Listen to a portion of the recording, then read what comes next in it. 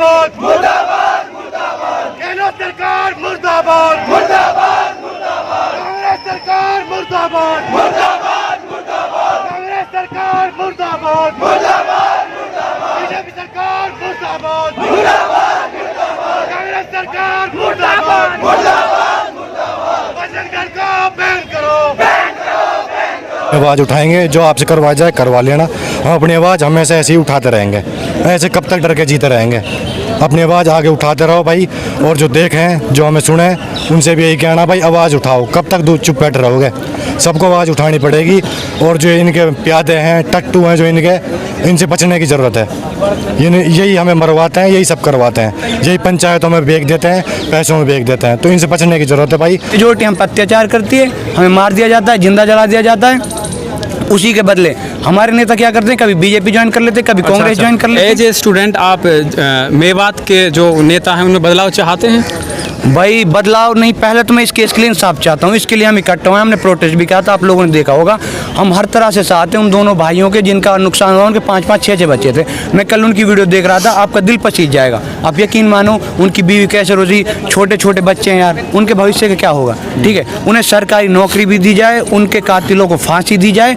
और फिर मैं ये चाहता हूँ ये सब नेताओं के द्वारा है कि मतलब नेता लोग हमारे सामने आए, इस डिमांड को रखें सरकार पे भी, और जितना उनसे बन सके वो करें। और अगर नहीं करते, जैसे पहले रवैया रहा, कुछ नहीं करते, अपनी मीटिंग्स करते हैं, बैठे रहते हैं, हमारा इस्तेमाल करते हैं स्टूडेंट से लेके आम पब्लिक का। हमारे बेचारे इलिटरेट लोग हैं, सबसे कम लिटरेसी हरियाणा में, सबसे सबसे पिछड़ा हुआ इलाका मेवात है। इस पर किसी नेता ने आवाज़ उठाई? हमारे नेता कोई IT सेल में मजबूत है, कोई किसी में, कोई किसी ने अपने अकाउंट पे कोई कुछ डाल देता है, कभी कुछ डाल देता है कि मैं ये हूँ, मैं फलाना हूँ। भाई आपने क्या किया हमारे लिए? मैं तो बदलाव चाहूँगा अगर ये नेता हमारे बिल्कुल हित में नहीं खड़े हुए, बिल्कुल बहुत मजबूत तरीके से। मैं चाहता हूँ हमारे कंधे से कंधे मिलाकर खड़े रहें। हाँ, और मैं ये भी चाहता हूँ जो कौम के जो समझदार लोग हैं, स्टूडेंट हैं, जैसे हमारी एक और डिमांड रही है यहाँ पे, हमने बहुत बार नेताओं से गुजारिश भी की है हॉस्टल वगैरह की। ट्राइबल कम्युनिटी ना रिजर्वेशन मिलता है, उसके बदले हमें मरवा देते हैं और हमसे कहते हैं मैं 1 लाख रुपए ले लूँ।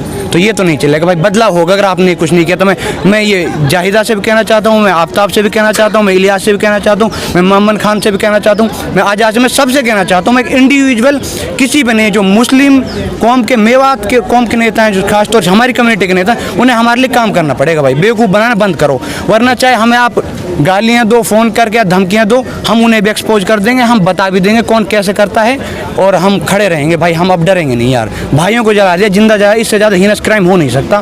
तो उन्हें कैसे वापस छोड़ देता है? मरने की हालत में है विक्टिम्स, कि भाई उन्हें ये नहीं कहता कि इन्हें अस्पताल लेके जाओ, बल्कि पता नहीं क्या मशवरा देता है कि इन्हें ऐसी जगह पर ठिकाने लगा दो। उन्हें कितनी भयानक स्ट्रेटेजी बताता है कि इन्हें जला दूँ, जो कोई एविडेंस ना मिले, कोई प्रूफ ना मिले, और ये लापता हो जाएंगे और आपके ऊपर से केस हट जाएगा, जैसे वारिस वाले केस में हुआ था। आप सबने वीडियो देखी होगी वारिस वाले की। मोनू मानेसर उसे धमकाता है। मोनू मानेसर के पास बहुत हाईटेक हथियार हैं, उनके पास बहुत ज़्यादा एम्यूनेशन है, ना उनके पास कोई लाइसेंस है, ना पुलिस कार्रवाई करती है। फिर उस वारिस वाले केस में होता क्या है, वो उसे मारता है, और मैं तो यही कहूँगा उसने उसे जान से मार दिया। फिर पुलिस क्या डिप्लॉय करती है कि पुलिस उसको मैनिपुलेट करती है। पुलिस कहती है इसकी गाड़ी एक्सीडेंट हो गई और इसकी डेथ हो गई। भाई इस पर इन्वेस्टिगेशन हुई। हम चाहते हैं इस वारिस वाले केस की भी और इस केस की, 2 लोगों को जिंदा जला दे। इससे ज़्यादा हीनस क्राइम कोई हो नहीं सकता भाई। इसकी एक ही सजा है, कैपिटल पनिशमेंट, फांसी होनी चाहिए भाई। मैं इसके समर्थन में हूँ। हमें पैसों से कुछ नहीं लेना देना। और मेरा सवाल उनसे भी है भाई, जो हमारे मेवात के नेता हैं, राजस्थान के नेता हैं, क्या रवैया भाई वहाँ के विधायक का? 15 लाख रुपए दे दें, उन्होंने कहा ताली बजाओ। भाई हम ताली बजा देंगे, आप उन्हें फांसी की सजा दिला दो। आप में है हिम्मत? हम लोग बना रहे हैं, आपको वोट देते हैं, यहाँ पर राजस्थान के लोग भी हैं, हम सारे स्टूडेंट हैं यहाँ पे, लेकिन हम किसी पॉलिटिक्स में इसलिए इन्वॉल्व नहीं होना चाहते। जब भी हम कोई स्टेटमेंट देते हैं तो हमें नेता फ़ोन करके कहते हैं तुमने मेरे खिलाफ ये कर दिया, तुमने मेरे खिलाफ ये स्टेटमेंट दे दिया। हमसे नेता पता है क्या चाहते हैं? हमें फ़ोन करके कहते हैं, जितने हम सीनियर मेवाती यहाँ पे स्टूडेंट हैं, कि मुझे बुला लो, मेरा प्रोग्राम रख लो यहाँ पे। हम आपका प्रोग्राम रख लें और आप हमारे साथ क्या कर रहे हो? हमारे एक भाई को जिंदा जला दिया जाता, आप कहते हो 15 लाख रुपए ले लो। हम ये चीज़ पढ़ रहे हैं, हम ये चीज़ पढ़ रहे हैं कि हम आपको प्रमोट करें और आप जाहिलियत को प्रमोट करो। जितने भी MLA मेवात के, एक्स MLA हैं, नॉर्मल MLA हैं, जो भी नेता हैं, छुट भाई है, उठ भाई है, सब, और जितने भी एक्टिविस्ट हैं, सबसे कहना चाहता हूँ कि भाई आवाज़ उठाओ।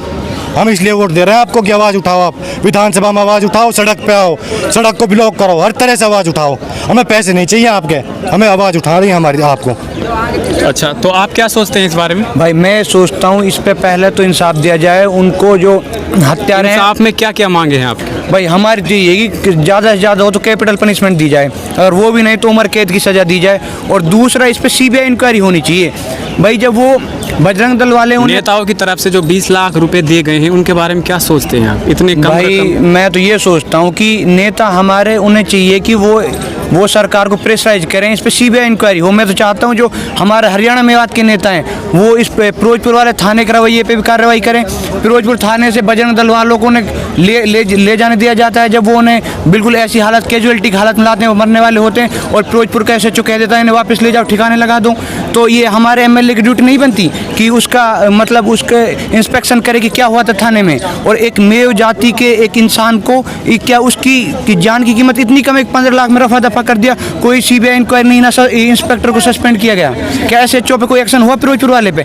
कैसे उसने क्रिमिनल को छोड़ दिया? वो उनके पास लेके आए थे, इसके चश्मदीद गवाह हैं, चाय वाले की दुकान जो थाने के सामने। तो इसके तो सारे एविडेंस है हमारे पास, तो क्यों इंक्वायरी नहीं होती? भाई जब पुलिस पे इंक्वायरी होगी, सीबीआई जांच होगी, तभी तो इनके अंदर डर घुसेगा। अब तो बजरंग दल के साथ पुलिस मिलकर काम कर रही है और ये स्टेट स्पॉन्सर टेररिज्म है भाई, इसको कम होना चाहिए, कम करना चाहिए। बजरंग दल पे बैन लगे और पुलिस पे इंक्वायरी हो। जितने भी भाई केस हुए हैं उनमें सब में मोनू मानेसर का नाम रहा है। मोनू मानेसर के हर आईपीएस ऑफिसर लेवल तक के पुलिस ऑफिसर्स के साथ फोटो हैं, गृह मंत्री के साथ फोटो हैं। इसका मतलब है बीजेपी सरकार और हरियाणा पुलिस उसे पूरा संरक्षण देती है, उसकी पूरी सहायता करती है। इवन तक कि मुझे तो ऐसा लगता है कि पुलिस का काम बजरंग दल ने उठा रखा है, बजरंग दल ही सारी कार्रवाई करती है। जब वो थक जाते हैं मार के कूट के, उन्हें जब मारने की बारी आ जाती है, मर जाते हैं, तो पुलिस को सौंप देती है। फिर पुलिस क्या करती है, जैसे बारिश वाले केस में हुआ था कि उन्हें एक्सीडेंट में या गाड़ी पलटा के जो भी कोई नेचुरल वे होता है उसमें दिखा देते हैं, इन लोगों की डेथ हो गई। भाई मैं चाहता हूँ फिरोजपुर का एसएचओ को सस्पेंड किया जाए। जब उसे पता था क्रिमिनल उनके सामने लाए जा रहे हैं तो उन्हें कैसे वापस छोड़ देता है? मरने की हालत में है विक्टिम्स कि भाई उन्हें ये नहीं कहता कि इन्हें अस्पताल लेके जाओ, बल्कि पता नहीं क्या मशवरा देता है कि इन्हें ऐसी जगह पर ठिकाने लगा दो। उन्हें कितनी भयानक स्ट्रेटेजी बताता है कि इन्हें जला दूं। दोस्तों सबसे पहले हमारी खबर देखने के लिए सब्सक्राइब कीजिए मेवात आज तक चैनल को और साथ में दबाइए बेल आइकन घंटी।